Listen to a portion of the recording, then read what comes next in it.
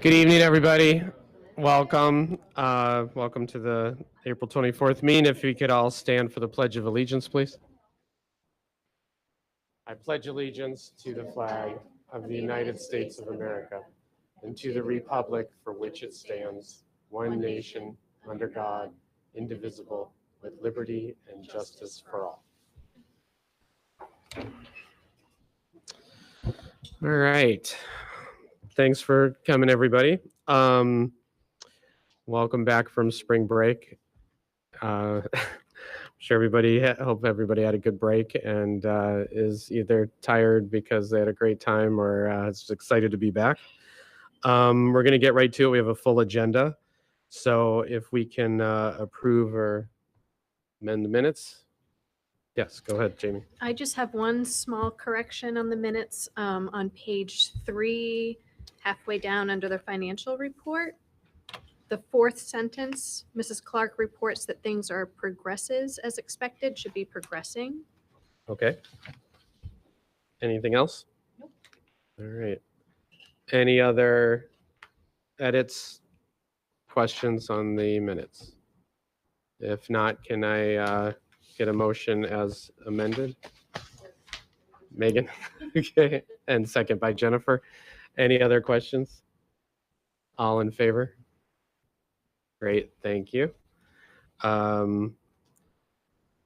Any adjustments to the agenda? Do you want to stick with where we're? Okay. So we'll stick with where we are. Public session, if anyone from the public wishes to speak. But I think we have mostly staff here. Okay, we'll move forward to staff report. And Patrick, if you want to introduce our guests. Yeah, we thought we might have a couple students here tonight, but I think they couldn't get rides back, which we certainly understand.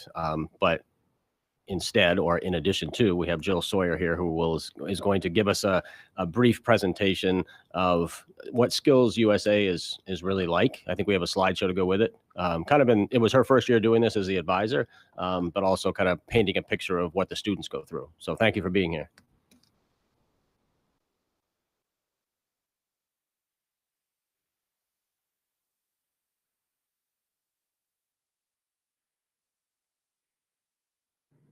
Hello. Okay. I am new to Skills USA advisor position, but it was a lot of fun this year to take the reins for that and organize taking a handful or a couple handfuls of kids up to Bangor in March. So Skills USA is a technical skills and career competition. It's nationally known and it highlights the best of the best in career and technical education students. So it starts at a local level here at our school, and then we work our way up to the state level, which what we just did in Bangor in March. And now we will have a couple of students be going to Atlanta in June for the national competition. We can go on the next slide. So in March, like I just said, we just sent 15 students to the competition in Bangor, and they competed in 13 different competitions, and they included, I think go to the next slide, sorry. They included culinary arts, wedding cake decorating, which was a team competition, criminal justice, carpentry, cabinet making, welding, electrical construction wiring, early childhood education, architectural drafting, cosmetology, extemporaneous speaking, medical terminology, and automotive maintenance and light repair. Next slide. So gearing up for this competition, they prepared for a couple of months, some of them even more so than a couple of months. And a lot of what these competitions cover are more than what we teach them. So things like extemporaneous speaking or wedding cake decorating or cabinet making, that is a much more in-depth and focused competition than what we follow with our standards here at Bath Tech. But as you can see, we did very well in some of those competitions, getting gold in wedding cake decorating and in cabinet making. So next slide. All right, so what our day looks like when we go up to Bangor. We actually go up the night before and prepare. We end up getting a hotel in Bangor, and then the next morning, the competitions, they actually start as early as 5:30 a.m. So some of these kids are getting dropped off at EMCC or UTC, United Technical Center, and they are starting their competitions at 5:30 in the morning, and some of them go for 4.5 hours until noontime. So they compete until noon, and then all the competitions wrap up. And then we have some downtime. So our students, we brought 15 students, and we had a chance to go have lunch together, go bowling together. Some of these kids had never been to a hotel before or have gone bowling before. So it's a really great opportunity for them to kind of get to know each other and have a little bit of an outing outside of school. So we were able to place with 6 medals at our competition, which is pretty darn good. We got a gold medal for cosmetology, cabinet making, and wedding cake decorating. And then we were able to get a silver, and a gold medal in architectural drafting. My apologies. And a silver medal in automotive light repair and a bronze medal in carpentry. So like I said before, we're going to send 2 students to Atlanta in June. They will be going with Ray Bernier, our carpentry teacher. He's going to be our chaperone. And they'll be going for cabinet making and for architectural drafting. And our student that is going for architectural drafting has actually been once before. He went last year and had a really amazing experience. He's a kid that has not had a lot of experiences outside of our community. So it's a really great opportunity for him to travel and to just have this experience. So that's about it. Thank you, guys. Thank you. have That's questions? yeah. I think you're well, Sorry. there's a lot. It's very, very exciting stuff. Yes, if people have questions about how everything went down, I mean, we're so proud of everybody to just did so well. It must have been very exciting. Was it like how many? I mean, when you do cosmetology, right? You're up there for that. I mean, So- what is it like? Wow, That is a brand new state competition because we are a very small, there's only 4 cosmetology Oh, CTE okay. programs in our state. So I actually took the reins and got that one started for the state for Skills USA. And we only had a couple students compete, but we're hoping to grow that.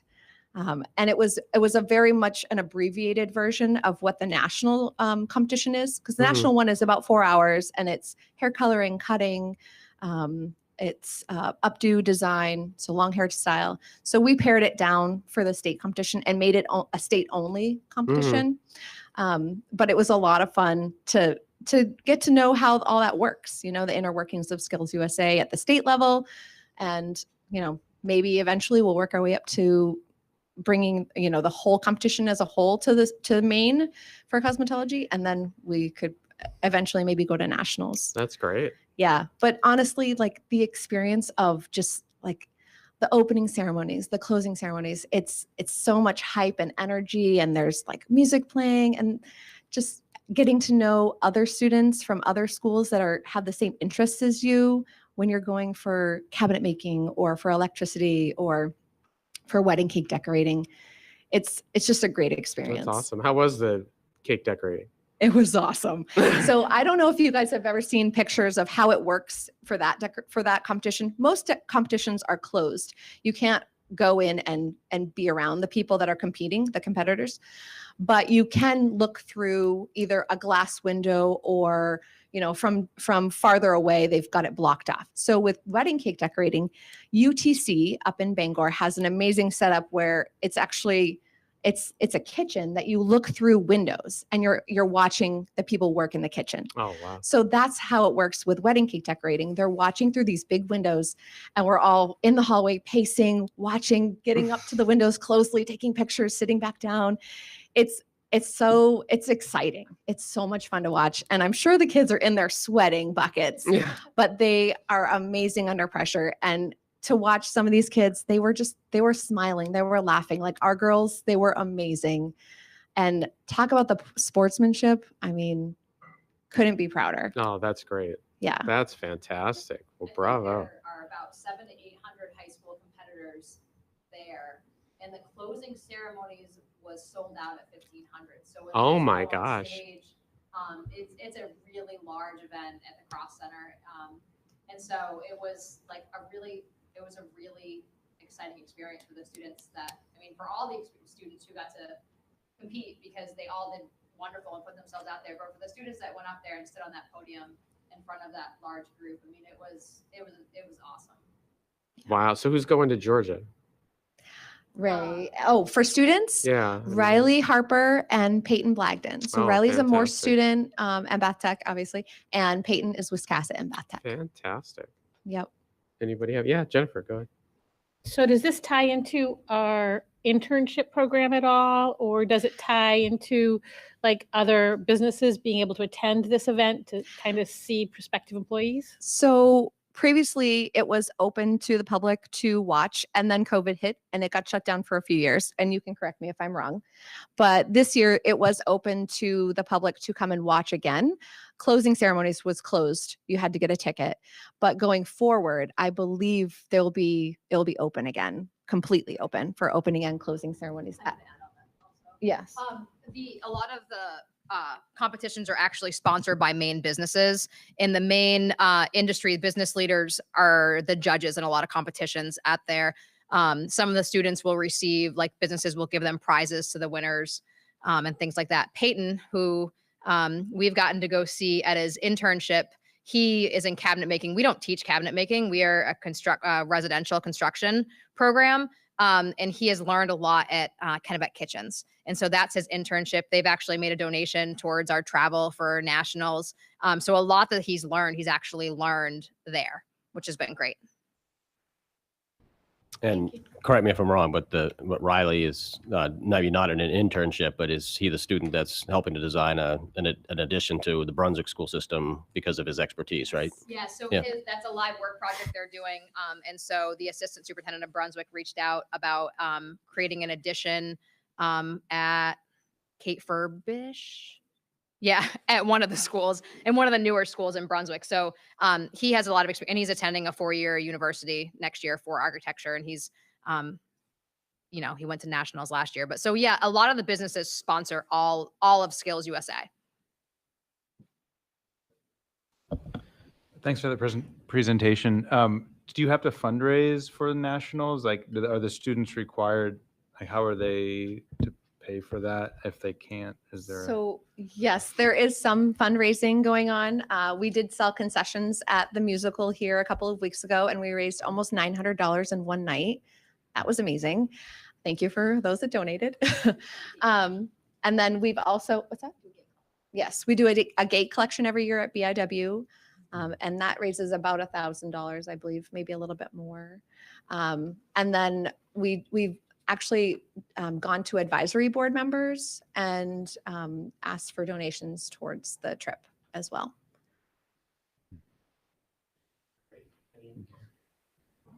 Anyone else? No. Thank you so much. This is very exciting, and congratulations to everyone. This is a Thank big you. deal. Thank you for having Thank you. us. Thank you very much. All right. Natalie and Caroline, you're up. What's going on? All right. There have been a few things going on. I think that they effectively covered the BRCTC updates, and I don't have much from Woolwich, but college commitments are coming in. May 1st is the last day to make those commitments. There are a lot of upcoming graduation events that the Alumni Association is advertising. And I had a few things from the library that Mrs. Lee wanted me to tell you about. Tomorrow at 2:30 to 4 in that library classroom, I believe, Meadow Dibble, who's a PhD, founder and director of Atlantic Black Box, and a visiting scholar at Brown, is coming to speak on a cautionary tale about our nation's twin plagues that went untold for 2 centuries. I believe it's about racism. And then the Unified Literacy class is having a poetry and art gala May 11th. from 5 to 7 in the library. Okay, the BMS and Morse Jazz Night went very well. The Adams Family musical was also very successful. I think over $10,000 was raised over from both nights. I think, not sure, not fully sure. Spring sports for both the middle and high school have started up. And as AP exams are happening within the next couple weeks, and NHS selection for the class of 2024 will be released pretty soon. And there's also a spring fling dance sponsored by the freshmen, I think this weekend, and then prom is happening in a few weeks as well. Great. Lots of stuff going on. Anybody have questions for him? Nope. Thank you both very much. Yeah, a lot of fun spring activities. It's going to fly by. Okay. Now we're up to Patrick, your superintendent's report. Just a couple things, Battle of the Books. I know we talk about this a lot, but just a very successful event where we have, Fisher Mitchell, Phippsburg, Woolwich. We also have West Bath and Georgetown come to this event. And it's just neat to see the kids get so excited about an academic competition and a reading competition, no less, and very good sportsmanship. And so I'd like to thank our librarians from all the school and also our staff that helped make that possible and work that evening to make it successful for the students. STEM City, once again, we had a method for tracking attendees. We had two methods. Not sure which one was more accurate, but I'm going to say that we had between 900 and 1,000 people come through STEM City. So again, thank you to Monica Wright, Karen De Silva, and also we had multiple staff there. We had our own students there, I think from anywhere from first grade up to, seniors that were there presenting as well. So just very refreshing to see students get so excited and engaged with science, technology, engineering, and math. Great evening. And I think I sent the board the WMTW news link, which I thought they did a nice job covering the event. Elementary level right now, you saw from the reports, celebrating a lot of reading challenges, Poetry Month, and Chickadee Award winners. Jazz band was a wonderful evening, which was already mentioned. Musical as well. Eric's report gave you a lot of stats about all the work that went into it, but I just remind people, I think we had a crew of about 39 to 40 students in it, about 125 hours of rehearsal time. I'm sure there was more done on their own as well. And to prepare for approximately 1,200 people that came in to enjoy that performance thoroughly. And again, thank you to the board, but thank you to Eric, thank you to Sarah Coleman, Andy Chipman, Sandra Foreman for this started 3 years ago, and we had to kind of put the brakes on with COVID, and it was just a remarkable performance. Bath Tech, just Julie put in the reports, but electricity has gotten both halves of the house up at the site now and is working on that. And we have culinary that continues to offer breakfast and lunch here. Engineering is working on the project for the Brunswick School Department that we mentioned. So it's exciting times here. And BMS, the last thing I'll mention, I'll send this to you this week, but they were focused in the Maine Department of Education kind of newsroom articles that they do for the connections classes that we've talked about this year. That's part of the Rev grant. And that's it. All right. Any questions for Patrick? All right, Deb. Financial report. I'll keep it short and sweet. Here we are at the end of March, 75% of the year gone by. We've spent about 72% of our budget, a little over $28 million. We have about $9 million encumbered for salaries to take us through the rest of the year. So once again, everything continues as expected. We're utilizing all the grant funding that we can. On the revenue side, we're about 70%. So we've brought in about 27 million. And once again, on that end of the revenue picture, we're up on our investment, interest on investments, and everything else is coming in pretty much as planned. ARP, we're at 51%, and that continues to take us through next year with our staffing. And Katie put in for a few changes on the application to make sure that we had enough funding for some of our operation and maintenance requests, and that was approved as of today. So we're all good on that end. Great. Thank you. Any Okay. questions on the financial report? Nope, I guess everybody's got it. Thank you, Deb.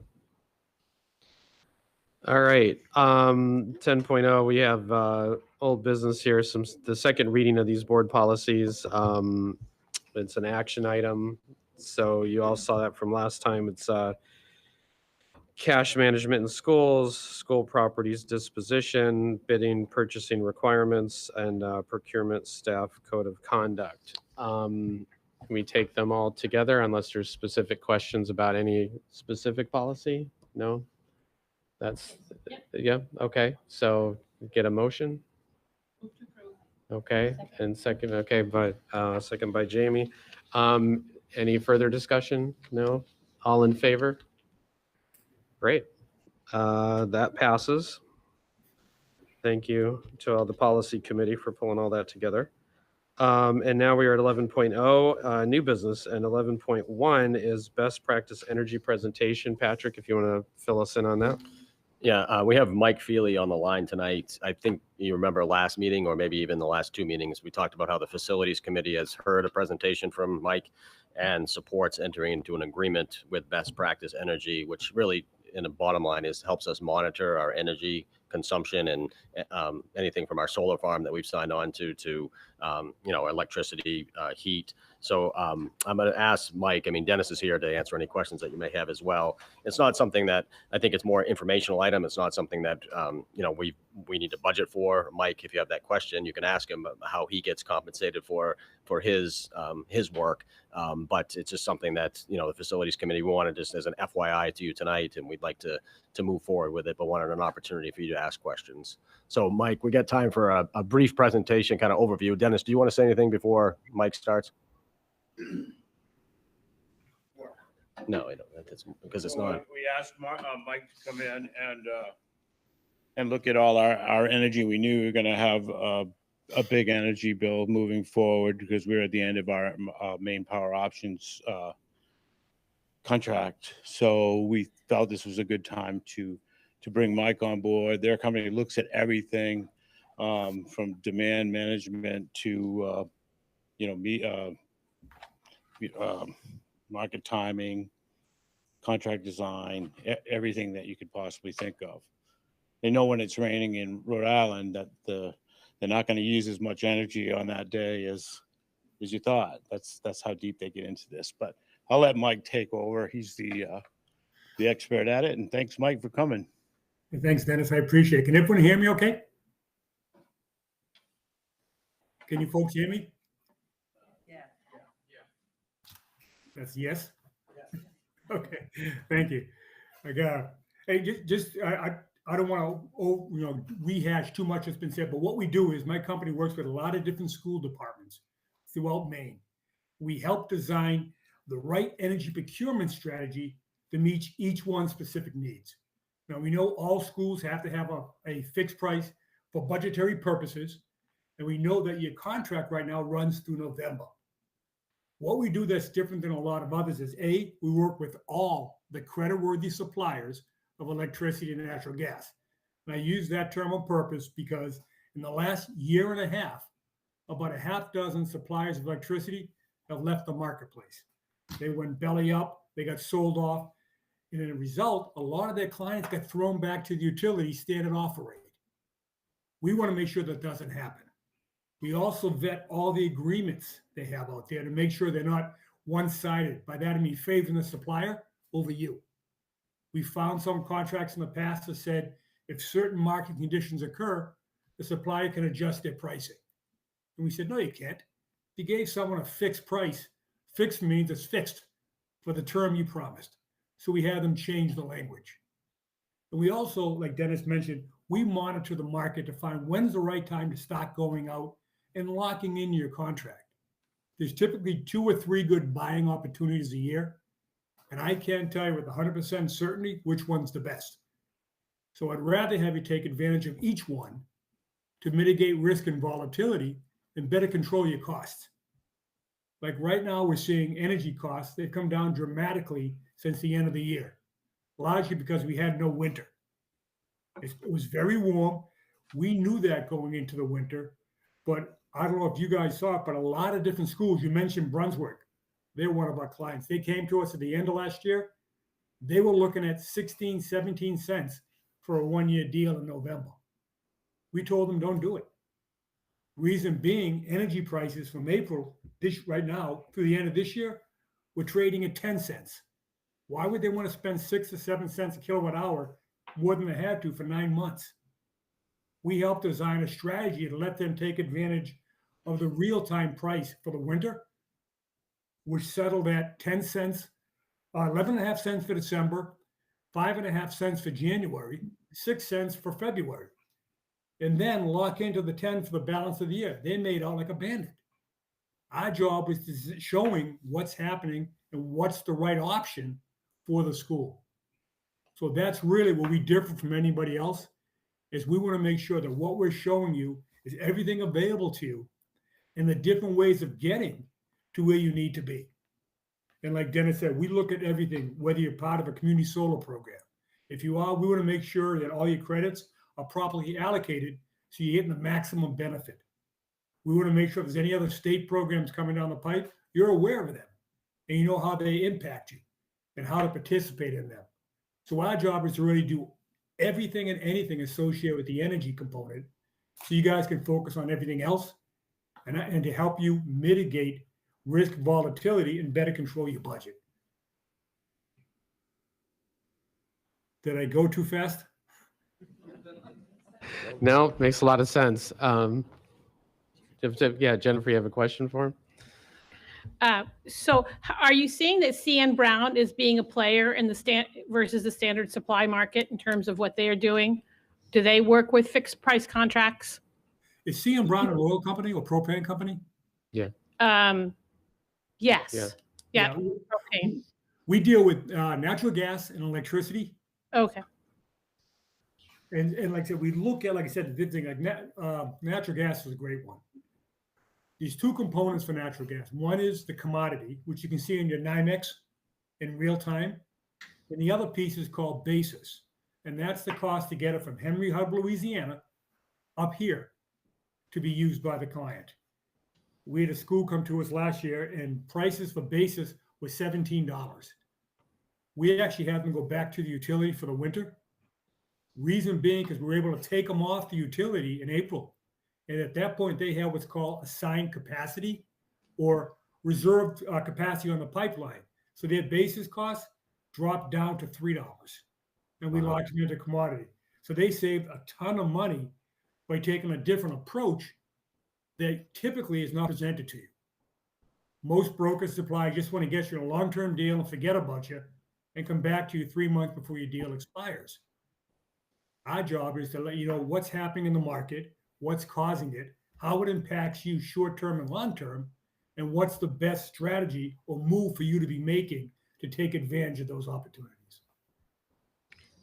And how much do your services cost us? Nothing. We get paid by the suppliers.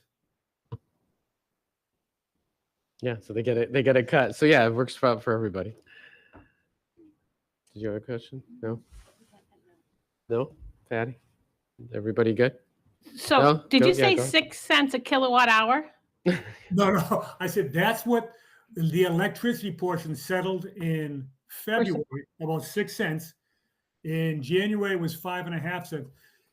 At the end of the month, it settles. What was price goes up and down a month, right? And typically, if you lock in with the supplier, they can say, okay, here's the price we're quoting for the month. And at the last winter, everyone read the newspaper, saw what CMP's rates were. Everything was based on fear. They would say it's going to be a cold winter. There's a lot happening overseas. Our prices can go through the roof. We monitor the National Oceanographic and Atmospheric Administration. We look at the weather reports. Everything was calling for an above normal winter, a warm winter. I guess my question is if you got 6 cents, how do I get 6 cents? We don't get 6 cents. If you get quoted 6 cents from a supplier, our price is in there, our fee. Okay. Any I'm other sorry, I questions? misunderstood. No, I think you got it. Any other questions for him? Yeah, Jamie, go ahead. I don't know if this is a question for Mike or for Patrick, but would this service oversee the solar project that we have committed to, or how does Yeah, that you guys, relationship yeah, work? you guys will monitor how you said the solar and how we get credits and everything, right? You will Yes, look at our solar. Yeah, they'll look at that. You mean the community solar program? Yeah. Yes. Yes. We do that with a lot of schools because you get X number of credits and you want to make sure they're properly allocated across all accounts. So you get the maximum discount every year. You don't want to carry a balance one year into the next. You actually want it to be zeroed out at the end of the year because you can get new ones for the year. That gives you the maximum savings every year. And we do that for yes. Thank you. All right. Any other? Sounds pretty straightforward. Sounds like a good plan. So thank you for explaining to us. We really appreciate it. You're welcome. Thank you for the opportunity. Great. All right, Patrick. No, thanks, Mike. Appreciate it. All right. So here we go, what you've all been waiting for. The discussion for the 2024 proposed budget. So to try to make this a little less complicated. So we have the 4 options, right, that we've all been looking at and been going through. And, tonight, we'd like to have some kind of consensus. It doesn't have to be a full vote. We are getting together next Monday, but if we could have some kind of idea, I think what I'm going to do is ask everyone kind of where they're at. But wait, there's more. And for just the cost of extra shipping, you too can get 4 more options. However, it's just what Patrick and Deb worked on was tweaking not what the options are, but if we chose to not put the extra 200,000 over, you remember we do the fund balance and we did 800,000. Then we said, okay, let's do $1 million instead. That's what these 4 options are based on. We do have some numbers if anyone's interested to see how much does something go up, if we were to not put the 200 extra, but just, and the reason for doing that might be is it worth saving that money if we need that fund balance next year? Though I think we have a pretty healthy fund balance, so I don't know that that's an issue, but that is something if folks want to look at it. Otherwise, what I'd like to do is just get a feel for everybody as to where are you on looking at these options and what you wanted to support. Just remember in terms of one of the reasons to be adding the social work option now and not wait till next year was about security, maintaining the staff that we have, that individual, knows that it's a solid position versus is it going to go away next year? That was one of the issues. That we would look for other options for the ARP money, which I think you said could be some curriculum that Katie's looking at, that we could, like a one-time something we could spend the money on that would benefit us, not try to say, oh, it's this and then it goes away, but you spend the federal money on that. If it's kept up, the option 3, which included the interventionists in Phippsburg, that, as I think everyone knows, we got an email about it. We're getting less Title I money. Certainly, if something were to change and we got more Title I, then that would help the budget ultimately, but we can't count on that at this point. So we would have to assume we would need to put some money toward that. So those are the reasons for that option there. So those is kind of where we were, what we were looking at, where we were headed. But if people are willing to kind of say where they're looking at, what they're looking at, where their interest is, just so we have kind of a starting point, then we can go from there. Anybody? Don't be shy. Don't all talk at once. I mean, I'll start if people are sure. I am fine. I'll start. I would be pushing for option 3. I think we need the social worker. I think it's reasonable. We're still keeping things down in terms of percentages. And, you know, we need this interventionist as we don't know what's going to happen with the Title I. Hopefully that gets a little easier for us, but that's kind of where we are. So that's kind of where I'm leaning, but would like to hear what others are thinking.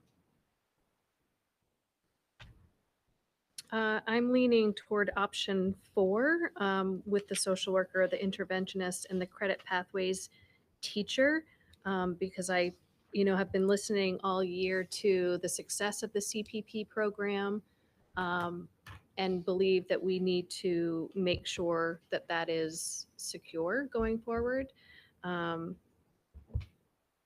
So that's where I So am. you'd want to see that secured now, Yeah, as opposed to having that discussion next year. correct.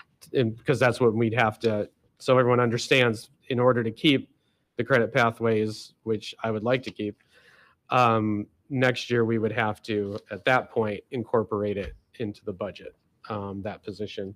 And isn't there a second position with that, though? Right now, There's an ed tech. So it's quite possible then that if we, I mean, this would, if we did, so if you did option 4 now, you end up with the ensuring the credit pathways teacher, but next year we would still need the ed tech, I'm assuming.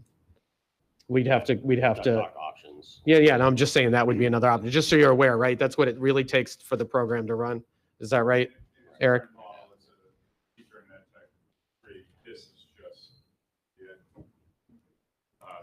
This is just the teacher. Right, so that's the Tech 3 teacher. Would still be, Right, so that would be something we'd still need to discuss. yeah, in the current model. Right. That's how it's, yeah. Okay, but as of right now, this, if we didn't go with option 4, the credit pathways teacher has one, we have the funding for this next year, correct? Yes, yep. Okay, just so people are clear on Through it. ARP, yeah. Yeah, okay. All right, so you're interested to go that direction. With the credit pathways, anybody else willing to speak? It's okay, you don't have to hold, I mean, we can all change our minds, I just want to know what you're thinking. I guess, oh, sorry. Go ahead, Kurt. I was saying I would be leaning towards option 3 or 4 would be what I would. 3 or 4, Mhm. okay. Yeah, me too. I guess if the credit pathways position is funded next year through ARP, this is a conversation that could be had next year for that position if we don't know exactly what next year is going to look like. If it's not actually cutting that position now, but the intent is to roll as many of these positions as possible into the budget when the ARP is completely gone, I guess I would be in favor of waiting, as previously discussed, to try to keep those positions not all at once. Well, right, yeah, because I think for next year, we'd be looking at, if you went option 3, you'd be looking at the credit pathways teacher next year, most likely the ed tech, and possibly another social worker, I'm guessing. I don't know if there's other positions that are going to come up that they're going to, I mean, and we'd have to choose because obviously we have limited funding and can only fund so many. So, but yes, it is, you're correct in that it will go into next year and we could have that discussion next time. But yeah, go ahead, Jen.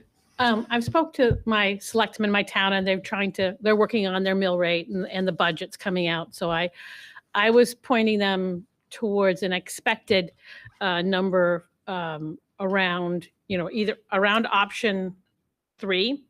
I think it is a shame that we've lost much needed Title I money based on the new formula that's out. And I would ask the board to consider at this time if we could write a letter on our behalf of the board, just letting the Department of Education know the impact of what this decision has made to the most needy of our students.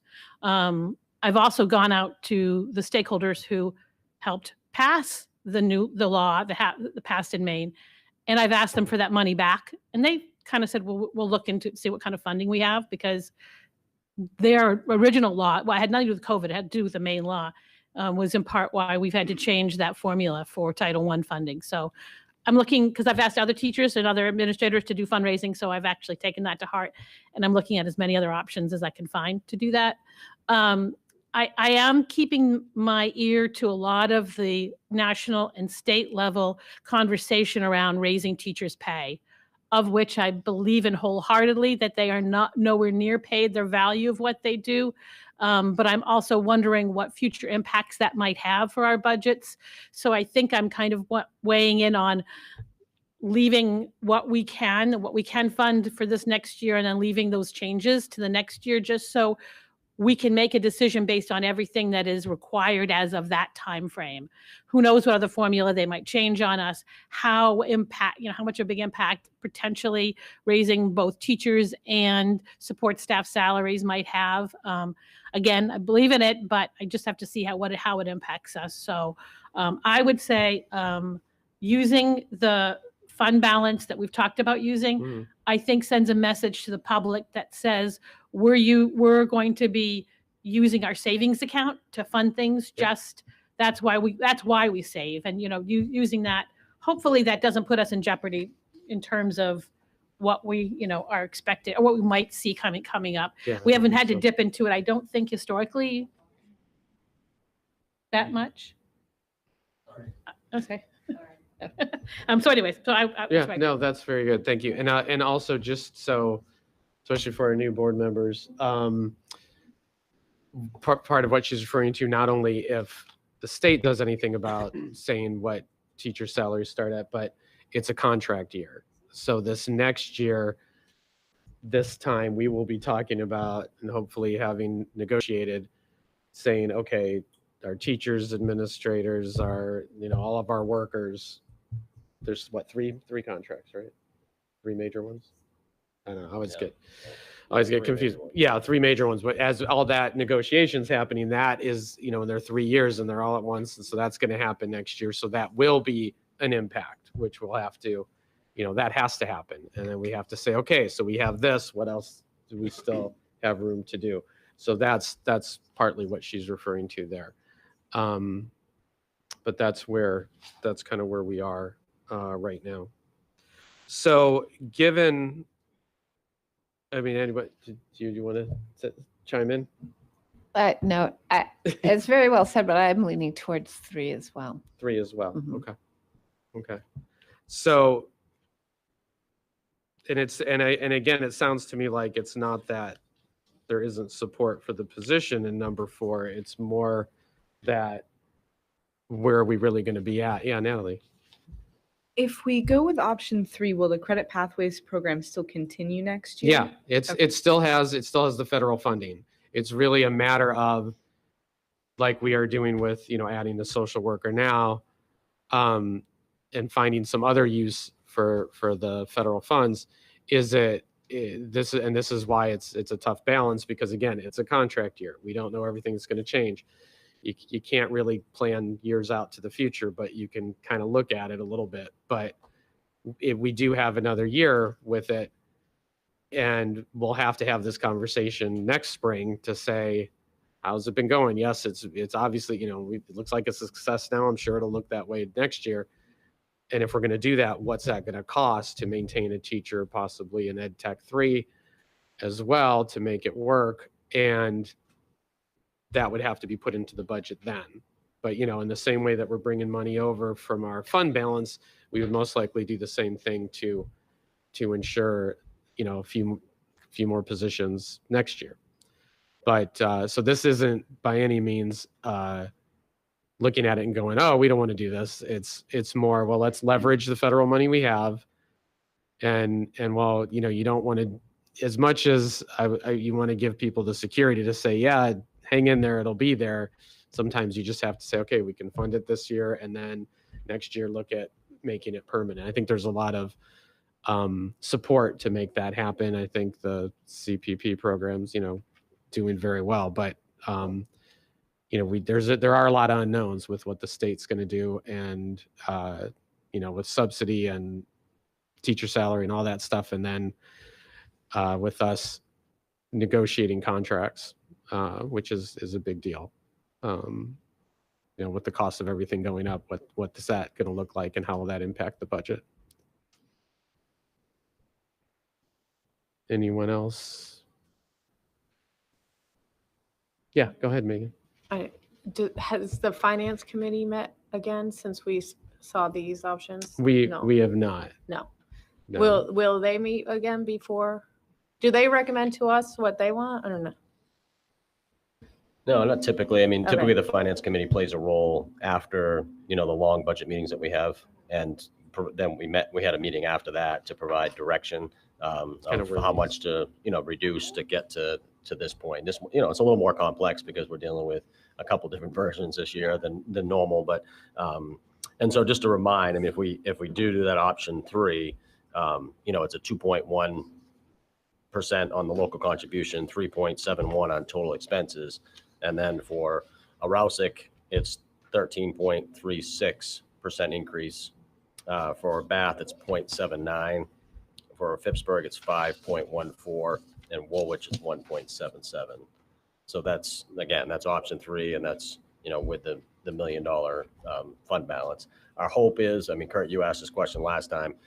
For example, we're hoping that we might be able to get 100,000 as an example of learning loss curriculum materials out of next year's, so instead of Katie spending the regular budget next year, hopefully we could use ARP money and get that approved and spend that. So that helps our balance forward for FY25. Right now it's a little risky to just remove that 50 or 100,000 when we haven't been approved for some new projects. So again, it's just because the COVID money runs out next year, it's getting a little more difficult, challenging to get projects approved that still meet those requirements. But we are happy. Remember, for those of you that attended the finance committee's meetings, that was mentioned tonight by Deb, that we took some maintenance projects out of this budget in hopes that about 350 to 400,000 in hopes that we could use ARP, and those were approved. So that plan worked in that case. So we have done that to some degree already. So just as an example, just looking at option 3 and option 4, you can see the difference is just shy of 100,000 in the total.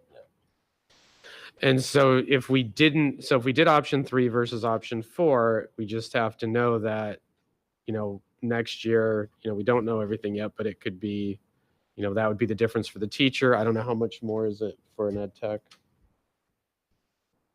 Do you have any idea? Like what's the total cost for that program right now with the 2? Around, I think it's in the low 70s right now. Okay. For Deb, is that accurate? Yeah. Okay. Okay. So, that's where we'd be looking at next year. That's probably a, 160,000 for those 2 positions. And then it might be just, if you wanted, we'll have to see, but there's talk of another social worker, right?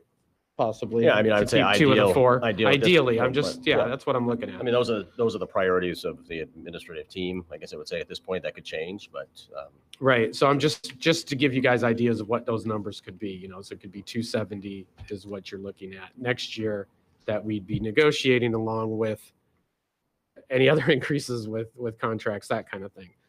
So just to be aware. Yeah, go ahead. And I guess the other thing I was thinking about is, and I'm not sure when this is going to impact, but are we going to incur debt servicing and bonding for rebuilding Dyke and Newell? Like, when does that hit our budgets? Yeah, and that's an unknown. I can't answer that right now. At some point it may. I mean, we're waiting to hear very soon. As you know, we attended a meeting, 3 weeks ago now. It sounds promising that we'll get some emergency relief funding. We don't know how much at this point. And then what we would, then the board would have to talk about, based on what we get for an amount and with insurance money, what our plan would be. Yeah, what would a local portion be? But yeah, there certainly is going to be something to do with debt service in the future. Right, and that's why I'm thinking of finding out when that is going to also impact things to how we're impacting additional staffing.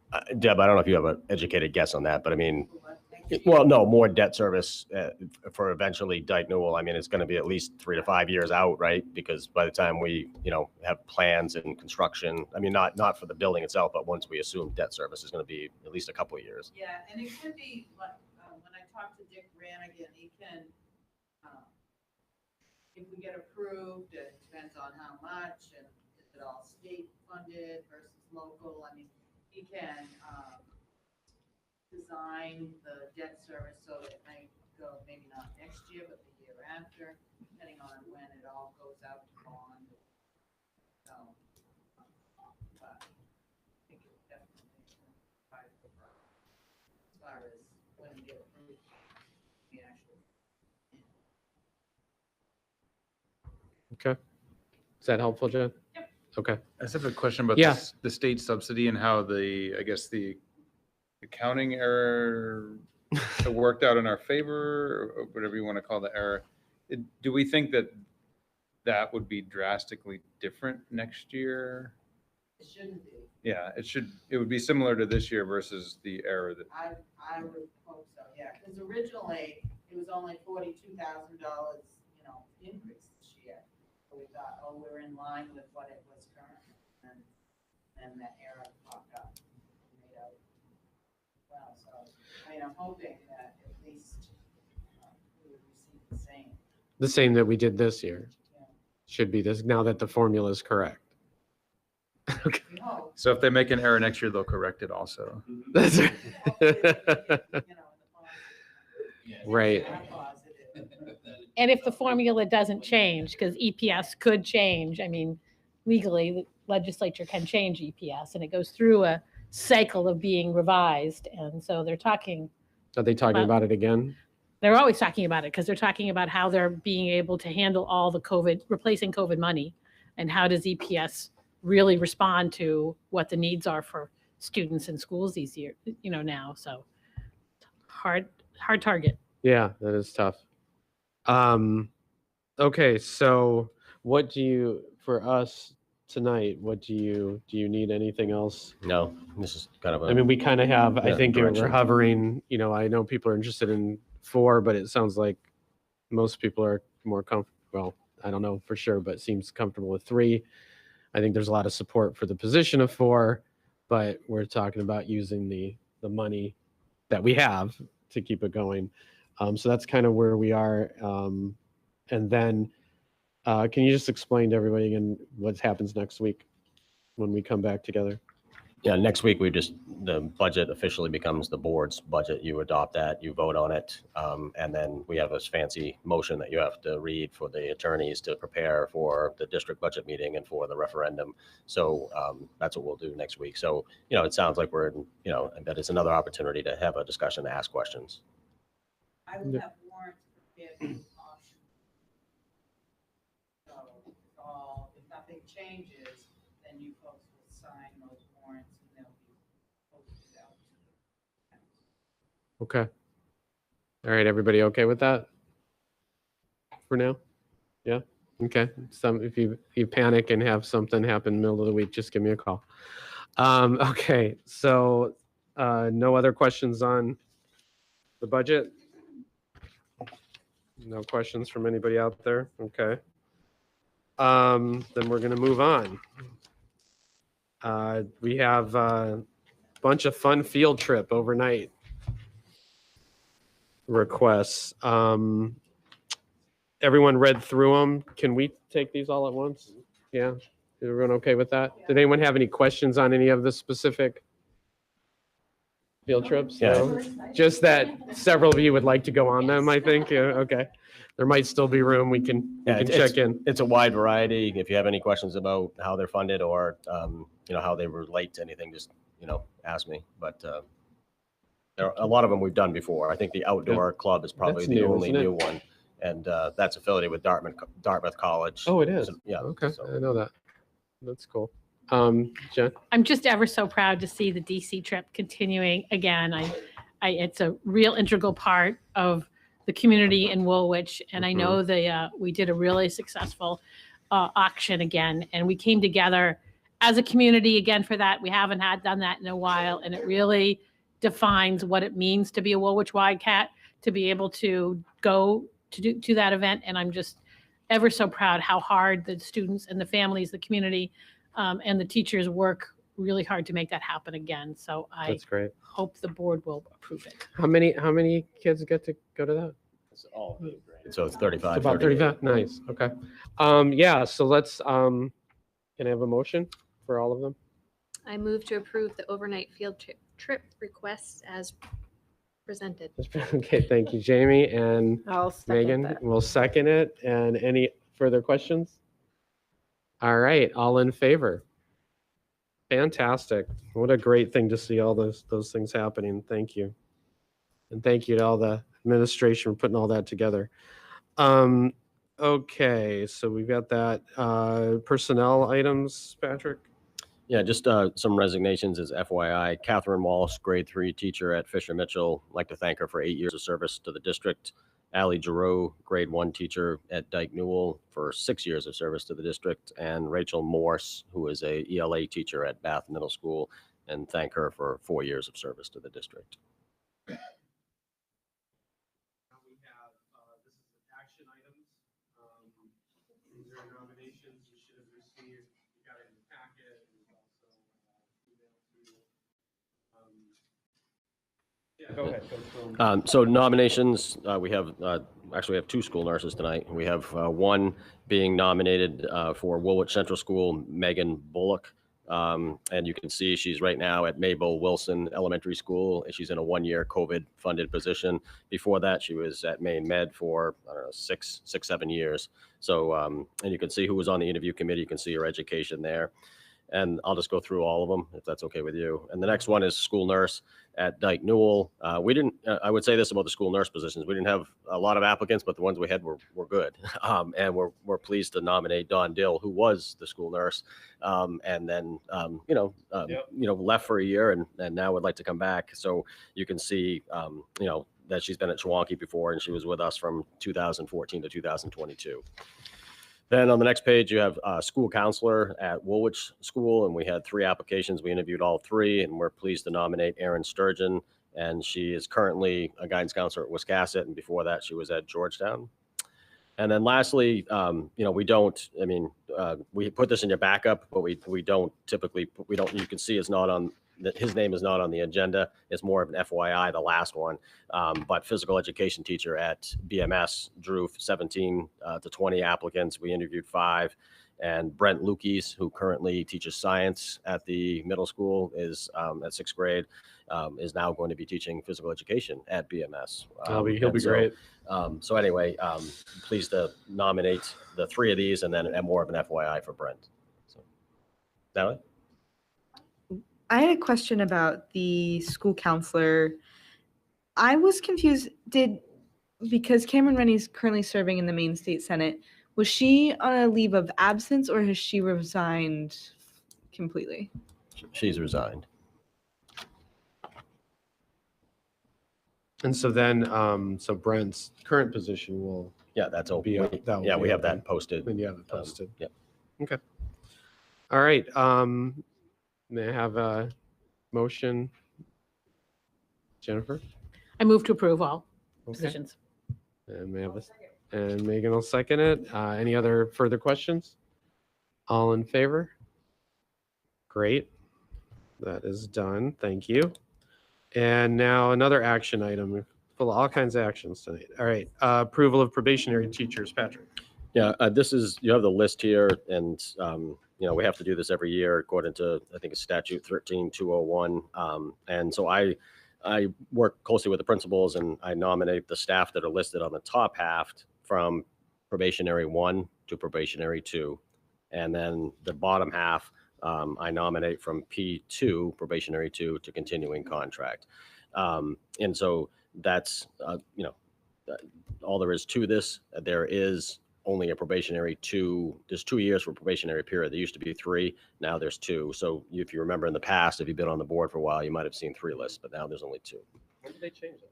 I think it was a year and a half ago, 2 years ago back. Yeah. Yeah. All right. Any questions? Patrick, can you remind me when it used to be 2 again? Was that, how long ago? It went to 3 and then, It was 2 for a long time, and then it went to 3 for maybe 3 to 5 years or something. Maybe or maybe not even. I remember since I've been on the board, I thought it was always 3. Okay, yeah, and then it just recently, last couple of years, it went back to 2. So I'd have to go back and look at my information, but yeah,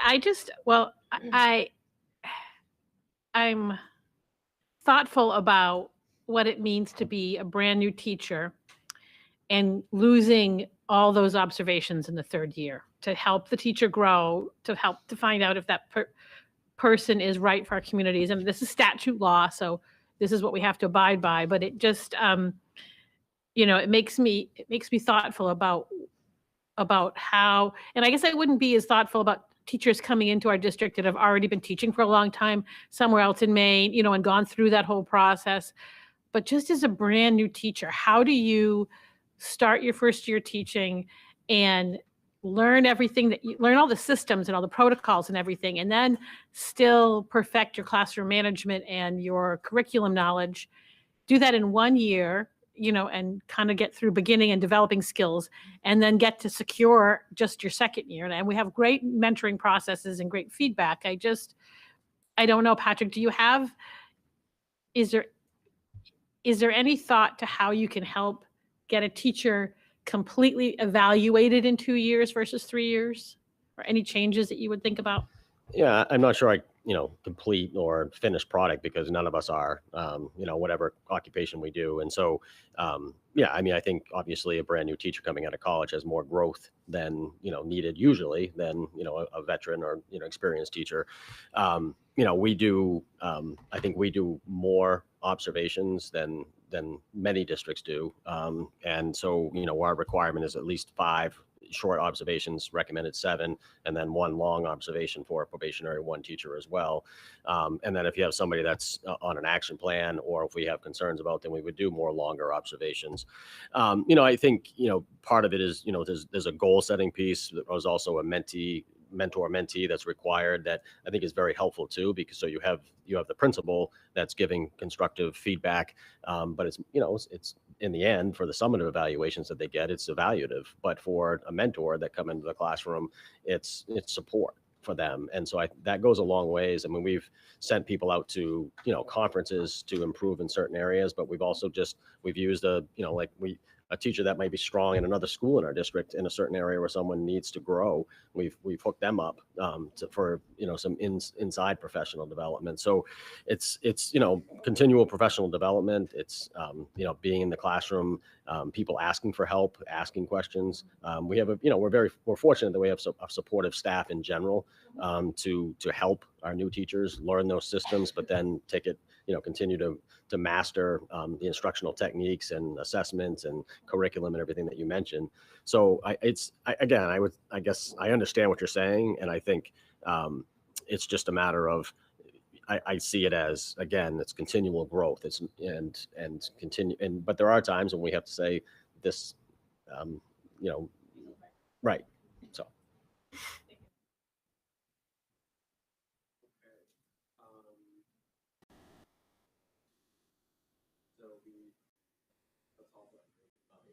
Oh, we need the motion to, so we basically approve, if you want to do it.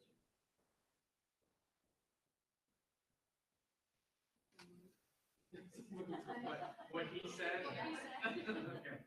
Jeff Hopkins will put it in the note. All right, and second. Until second, so we're moving on. Progressing with the patient. Any other questions? All right, all in favor? Great, thank you very much. First reading of board policies, no question at this point. Quickly, the expense reimbursement, referral and general education interventions, referral and general education. Student, yeah, the R's. Okay. Student discipline, suspension of students, expulsion of students, expulsion guidelines. I'd just like to ask if there's, Sorry about that. Is there anything specific? I mean, I noticed there was a lot of added language about like the gun-free zone. That was a big part of some of this. These are some serious topics. So I just wondered from the policy standpoint, what, if there's something specific we should be looking at.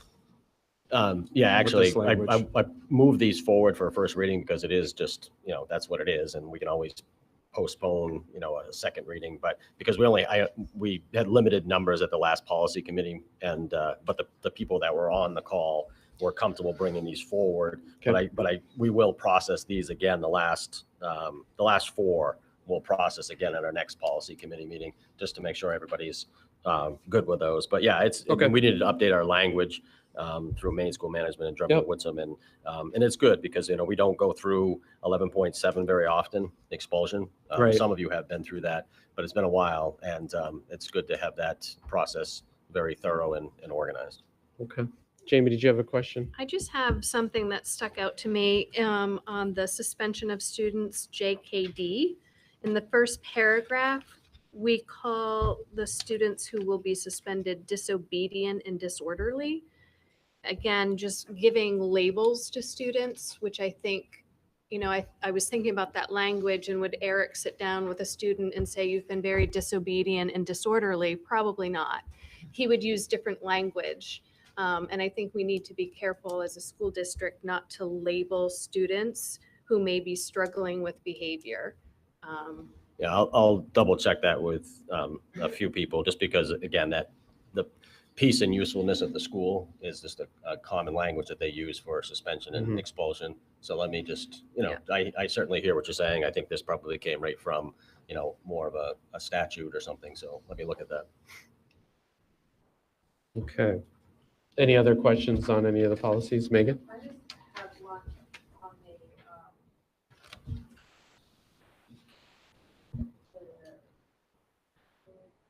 on the Which one? Yeah, IHBAAR on Yep. page 2. Just on the second paragraph, like everything, it's all IEP team, but then on like the second to the last sentence in the second paragraph, it's the IEP is crossed out of the IEP team. Was it just kind of redundant to say Which- the IEP Which team? paragraph are you on? The second paragraph on page 2. And like this, the last, like the second line, at the end, the second to the last line. Oh, okay. Yeah. Need of special education, comma, and then IEPs crossed out. Okay. But it's all in, but everywhere else, it says IEP team. Okay. Yeah, let me take a look at that. Thank you. And I just noticed. Go ahead. On page 2 in the third to last paragraph. Same policy, correct? Yeah, same Okay. page. Yep. His or hers changed to there. I don't think that language is consistent. I was looking at the expulsion. Okay. The gender was not taken out of the other. Okay. Yeah. Oh, okay. Thank you for that, because Policies. we're trying to go through each one and be consistent and sensitive to that. So, yeah. So you're saying in this one, you saw it as being, They did do it. Good. It said there it was crossed out, but in other Okay. ones it I got you. hasn't been. Yep. Okay. JKD has that as well. JKD has that. Is Okay. her. Okay. They can review that. Anything else? Patty, you good? Okay. All right. So we're not voting on that now. So yeah, if you come up with anything else, just let Patrick know as you read through it, if there's anything specific. And you said you're having another meeting before the next. Yeah. So you can review and do what we need to. Okay. 12.0, the next meeting will actually be right here, right? A week from today, at 6 o'clock, same time. May 1st, can't believe it'll be May 1st. And then our next board meeting will actually be Monday, May 22nd at 6 o'clock. So that's where we are. And if there's no further business, may I have a motion to adjourn? Motion to adjourn. Thank you. Jen seconds. All in favor? Thank you all for your time and efforts. We'll see you next week.